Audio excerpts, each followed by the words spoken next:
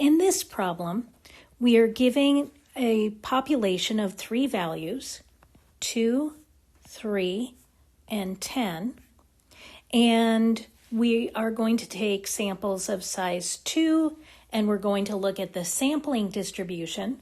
But before we do that, we're going to find the proportion of even numbers for the entire population.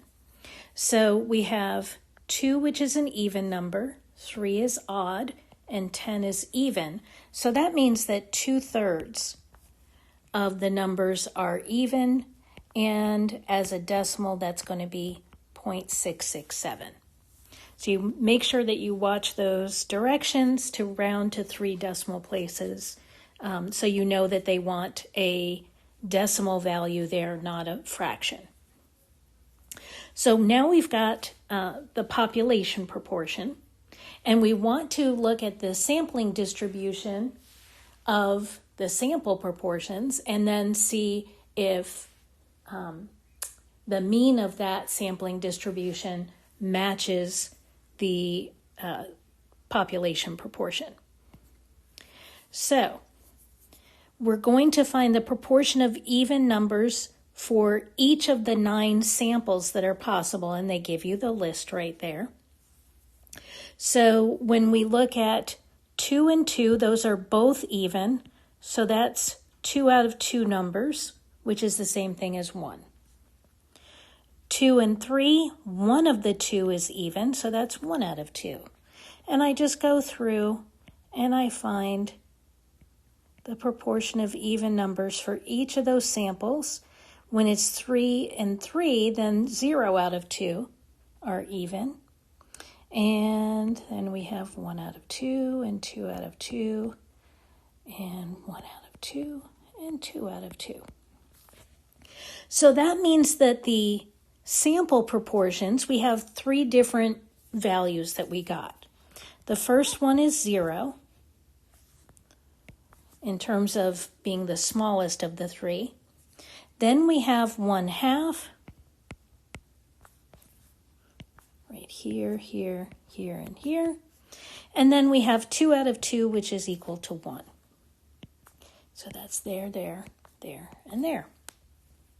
And now I just count how many I have of each of the kinds. Since there's 9 samples, this is all going to be out of 9. So 0 out of 2 came up 1 time out of 9. And then 1 out of 2 came up 4 times out of 9. And 2 out of 2 came up also 4 times out of 9. So that's our sampling distribution of the sample proportions. Okay. Now I'm going to go to the next step, which is finding the mean of the sampling distribution of the sample proportions. So in the calculator, I'm going to put my sample proportions in list 1 and the probabilities in list 2. And I can just type it in as 1 out of 9 or 1 divided by 9, and the calculator will convert that to 0.1111. And then we have 4 out of 9, which is 0.4444. And again, 4 out of 9, which is 0.4444. So we have a distribution here, and we want to find the mean. So I'm going to run one variable stats. And when I do that, my list is L1, and my frequency list is L2.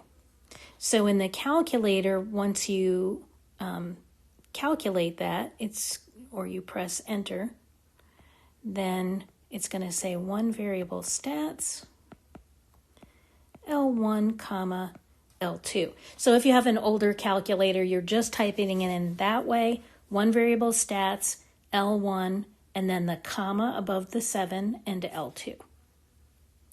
And when you do that, the mean is going to turn out to be 0.667. And so that's the result I have here, 0.667. Now, being honest, I did not calculate that.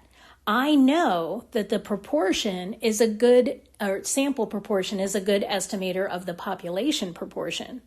And what that means is that the mean of the sample proportions is always going to be exactly equal to the population proportion. So I just copied the number from earlier, part A, and that's perfectly fine. That will work as long as you're talking about proportion, mean, or variance.